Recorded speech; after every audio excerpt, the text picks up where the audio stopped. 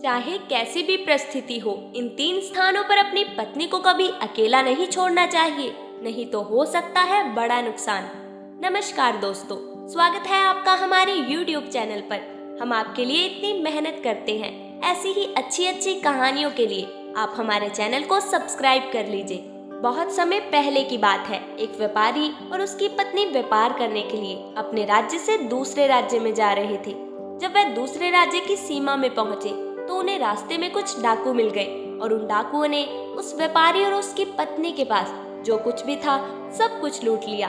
डाकू तो चले गए, लेकिन व्यापारी और उसकी पत्नी लूट जाने के बाद चिंता में पड़ गए और सोचने लगे कि आगे क्या किया जाए। अनजान शहर में दोनों का बुरा हाल हो गया, क्योंकि अनजान शहर में पैसा ही सब कुछ है। उसे ये चिंता खाई जा रही थी कि अब व्यापार करूं तो कैसे करूं। वह इसी चिंता में चला जा रहा था। उसे नगर के बाहर एक साधु की कुटिया दिखाई दी। व्यापारी अपनी पत्नी को लेकर कुटिया की तरफ चल दिया। जब वह कुटिया के पास पहुंचा तो उसे वहां पर एक साधु महात्मा मिले, जो कि एक चबूतरे पर बैठे हुए अपने शिष्य को प्रवचन दे रहे थे। साधु को देखकर व्यापारी सोचने लगा कि क्यों न इस साधु महाराज को अपनी समस्या बताऊं, शायद ये मेरी समस्या का कुछ समाधान कर दे। ऐसा विचार करके व्यापारी उस साधु के पास पहुंचा और बहुत ही विनम्र स्वर से अपनी समस्या बताई। उसने कहा, महाराज, यदि किसी तरह आप मेरी पत्नी को किसी सेठ के पास गिरवी रखवाकर मुझे कुछ पैसे दिलवा दे तो आपकी बड़ी कृपा होगी। साधु ने व्यापारी की बात सुनी तो उसे उस व्यापारी पर दया आ गई। साधु ने अपने परिचित सेठ के बारे में बताया और उस व्यापारी को उसके पास भेज दिया।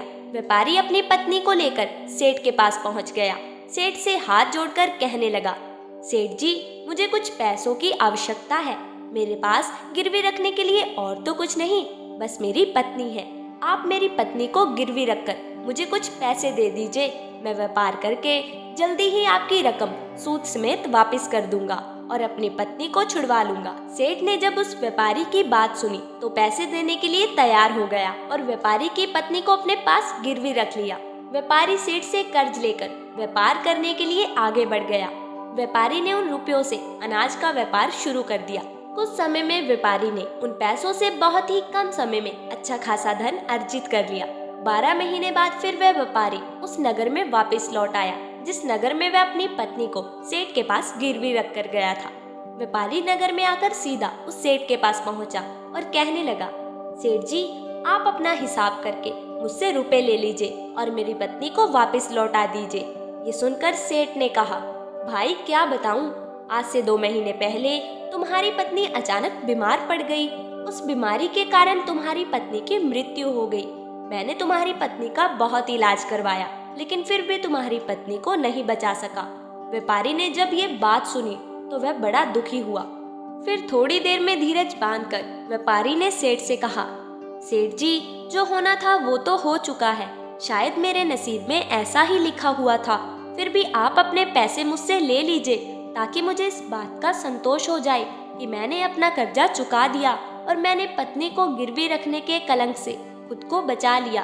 व्यापारी की बात सुनकर वो सेठ बोला, नहीं भाई, मैं तुमसे पैसे कैसे ले सकता हूँ। जब मैं तुम्हारी अमानत ही तुम्हें नहीं लौटा सकता तो अपना कर्जा वापस लेने का मुझे कोई हक नहीं। व्यापारी ने बार बार सेठ से धन वापस लेने का अनुरोध किया, परंतु सेठ नहीं माना। फिर उदास भाव से व्यापारी जब वहां से निकला तो रास्ते में फिर उसी स्थान पर पहुंच गया जहां पर उसे साधु पहली बार मिले थे।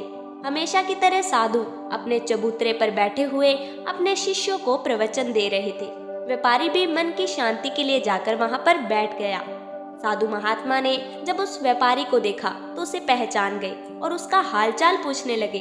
व्यापारी ने पूरी घटना साधु महात्मा को बता दी। वह साधु एक सिद्ध महात्मा थे।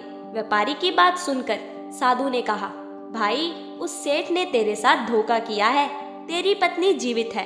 अब तू ऐसा कर, यहाँ से राजा के दरबार में जाकर प्रार्थना कर कि राजा साहब, मेरी पत्नी को सेठ से दिलवा दो, क्योंकि इस नगर का राजा बहुत बुद्धिमान व्यक्ति है। वह निश्चित ही उस सेठ पर जोर डालकर तुम्हें तुम्हारी पत्नी वापस दिलवा देंगे। व्यापारी साधु की बात मानकर राजा के दरबार में पहुंचकर राजा से गुहार लगाने लगा कि महाराज, मेरी पत्नी को सेठ से मुझे दिलवा दीजिए। व्यापारी की प्रार्थना सुनकर राजा ने सेठ को बुलाया और उससे कहा, सेठ, क्या ये सच है कि व्यापारी कुछ रुपयों के बदले में अपनी पत्नी को तुम्हारे पास गिरवी रखकर गया था। सेठ ने स्वीकार करते हुए कहा, हाँ राजन, व्यापारी की ये बात बिल्कुल सच है। राजा ने फिर कहा, तुम इसकी पत्नी को क्यों नहीं लौटा रहे? राजा की बात सुनकर वह सेठ बोला, कैसे लौटाऊं महाराज? मैंने इस व्यापारी को बता दिया कि आज से 2 महीने पहले उसकी पत्नी की मृत्यु हो चुकी है। राजा ने पूछा, कोई गवाह है तुम्हारे पास जो इस बात की पुष्टि कर दे कि इसकी पत्नी की मृत्यु हो चुकी है? तो सेठ बोला, जी महाराज, एक वैद्य और वो 4 व्यक्ति जो इसकी पत्नी को शमशान में जला कर आए थे। सेठ ने ये बात इतने आत्मविश्वास के साथ कही कि राजा को भी उस पर भरोसा हो गया। राजा ने व्यापारी से कहा, भाई, अगर तुम्हारी पत्नी जीवित होती तो हम तुम्हें अवश्य दिलवा देते, परंतु अब तो हमारी भी मजबूरी है। इस प्रकार राजा ने व्यापारी को समझाकर वापस भेज दिया। व्यापारी फिर से साधु के पास पहुंचा और जो कुछ दरबार में राजा और सेठ ने कहा वह सारी बातें साधु महात्मा को बता दी। ये सब सुनकर उस ज्ञानी महात्मा ने कहा, मैंने राजा को इतना विवेकहीन नहीं समझा था। मुझे दुख है कि उसने तुम्हारे साथ न्याय नहीं किया। अब तुम मेरी बात सुनो। एक बार फिर से राजा के पास जाओ और उसे कहना कि सिर्फ 3 घंटों के लिए वह अपनी राजगद्दी पर मुझे बैठने का अधिकार दे दे। तब मैं राजा को बताऊंगा कि न्याय कैसे किया जाता है और न्याय किसे कहते हैं। वह व्यापारी एक बार फिर से राजा के दरबार पहुंचा और जैसा उस साधु ने कहा था उसने राजा से कह दिया। राजा ने व्यापारी की बात सुनी तो सुनकर राजा ने कहा, मुझे 3 घंटों के लिए गद्दी छोड़ने में कोई ऐतराज नहीं, तुम साधु को ले आओ। व्यापारी साधु को राज दरबार में ले आया। जब साधु महात्मा राज दरबार में पहुंचे तो राजा ने अपनी राजगद्दी उन साधु महात्मा को सौंप दी। फिर राजगद्दी पर विराजमान होते हुए साधु के सामने उस सेठ को दरबार में प्रस्तुत किया गया और उससे कहा, सेठ जी, आपने कहा कि इस व्यापारी की पत्नी 2 महीने पहले ही स्वर्ग सिधार गई है और आपके पास इसकी पत्नी मरने के गवाह भी मौजूद हैं। क्या मैं उन गवाहों से मिल सकता हूँ? फिर साधु महात्मा के आदेश पर सेठ के गवाह पेश किए गए। सबसे पहले साधु ने वैद्य को बुलाया जिसने व्यापारी की पत्नी का इलाज किया था। साधु ने वैद्य से पूछा, क्यों भाई, आपने ही इस व्यापारी की पत्नी का इलाज किया था? वैद्य बोला, जी हजूर। वैद्य की बात सुनकर वह साधु बोला, अच्छा वैद्य, मुझे ये बताओ कि तुम व्यापारी की पत्नी के इलाज करने के लिए सेठ के घर जाते थे या फिर व्यापारी की पत्नी इलाज के लिए तुम्हारे पास आती थी?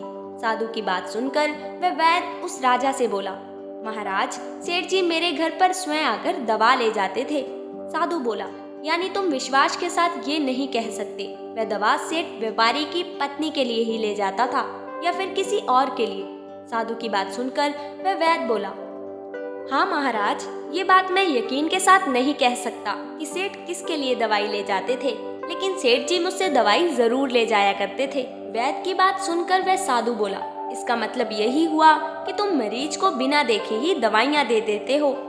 ये तो बहुत ही गंभीर शय है। तुम दवा के स्थान पर किसी को जहर भी दे सकते हो और हो सकता है कि तुम्हारे द्वारा दिए हुए जहर से ही इस व्यापारी की पत्नी की मृत्यु हुई हो। उस साधु की बातें सुनकर वैद्य का चेहरा डर के मारे पीला पड़ने लगा और वह डरते डरते बोला, हजूर, सेठ ने मुझे 1000 रुपए दिए थे झूठी गवाही देने के लिए।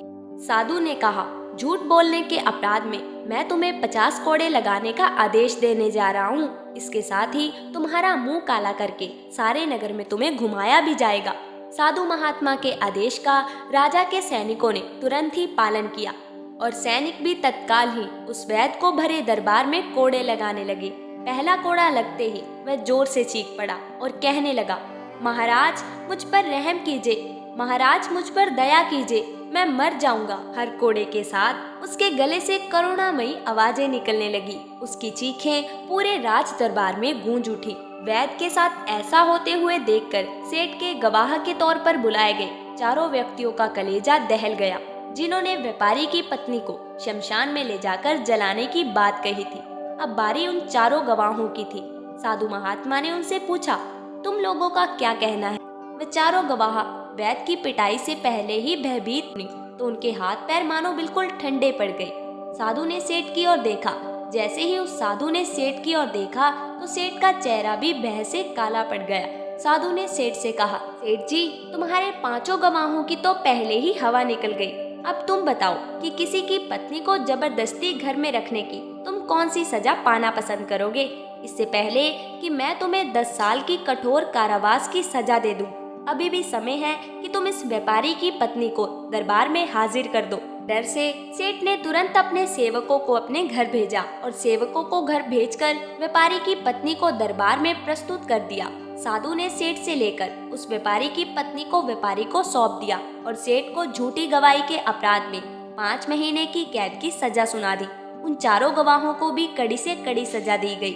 ये देखकर राजा अचंभित रह गया और साधु के सामने हाथ जोड़कर बोला, महात्मा, आप धन्य हैं। आपने मुझे सिखा दिया कि न्याय कैसे किया जाता है। राजा की बात सुनकर वह साधु महात्मा बोले, राजन, मेरी 3 बातें सदा याद रखना कि कभी भी इन 3 स्थानों पर अपनी पत्नी को अकेला नहीं छोड़ना चाहिए। अब हम आपको बताते हैं कि साधु की बताई गई 3 बातें, जिन स्थानों पर यदि कोई अपनी पत्नी को अकेला छोड़ता है तो उसे बहुत पछतावा करना पड़ता है। पहला स्थान, अगर आपकी पत्नी को कोई बीमारी घेर ले और वह बीमार पड़ जाए तो ऐसी स्थिति में कभी भी उसको बीमारी में अकेला छोड़कर नहीं जाना चाहिए, क्योंकि जब कोई व्यक्ति किसी स्त्री से विवाह करता है तो विवाह के समय वचन देता है कि मैं तेरे सुख दुख में तेरे साथ रहूंगा। इसीलिए बीमारी की हालत में उसके साथ सदा बने रहिए और उसकी देखभाल कीजिए। दूसरा स्थान, अगर आपकी पत्नी निर्दोष है और कोई उस पर झूठा आरोप लगाता है तो ऐसी स्थिति में सदा तुम्हें उसके साथ खड़ा रहना चाहिए, क्योंकि एक लड़की अपने माता पिता का घर इसी आस में छोड़कर आती है कि उसका पति उसकी भावनाओं को समझेगा और हर स्थिति में उसका साथ देगा। इसीलिए अगर दुनिया वाले उस पर कोई झूठा दोष लगा रहे हैं तो आपको अपनी अर्धांगिनी के साथ खड़े रहना चाहिए। तीसरा स्थान, कभी भी भूलकर अपनी पत्नी को पराये पुरुषों के पास नहीं छोड़ना चाहिए, फिर चाहे वो आपका मित्र हो, आपका कोई रिश्तेदार हो या फिर आपका सगा भाई ही क्यों ना हो। किसी भी परिस्थिति में अपनी पत्नी को किसी अन्य पुरुष के साथ अकेला नहीं छोड़ना चाहिए, क्योंकि आज के समय में किसी का कुछ भरोसा नहीं, कौन कब और किसके साथ धोखा कर दे। मित्रों, आशा करते हैं कि आपको हमारी ये सुनाई गई कथा अच्छी लगी होगी। अगर आपको ये कथा अच्छी लगी है तो प्लीज़ वीडियो को लाइक करें और चैनल को भी सब्सक्राइब कर लें। धन्यवाद।